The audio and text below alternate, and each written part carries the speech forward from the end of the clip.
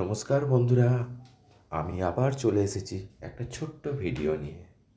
হ্যাঁ, এই প্রাণীটাকে দেখতে পাচ্ছেন, এর নাম হলো গোসাপ বা গোয়ারগেল নামেও পরিচিত। গ্রামে গঞ্জের মানুষেরা একে ভালোই চেনে। তবে এই প্রাণীটাকে যতটা ভয়ঙ্কর দেখে মনে হয়, তার ঠিক উল্টো।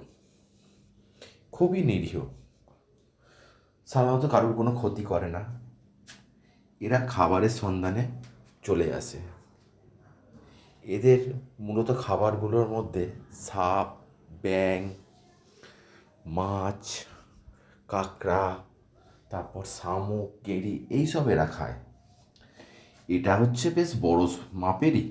এর লম্বায় হবে 5 থেকে 5.5 ফুট। তবে এর বাচ্চাগুলো অনেক আছে। যখন তখন জানি না ঘরে ঢুকে পড়ে, আবার বেরিয়েও চলে যায় নির্দ্বিধায়। আমাদের সঙ্গেই থাকে। আপনাদেরকে একটাই কারণে একে পরিচয় করিয়ে দেওয়ার, যে এরকম ধরনের কোনো প্রাণী যদি দেখতে পান তাকে মারবেন না।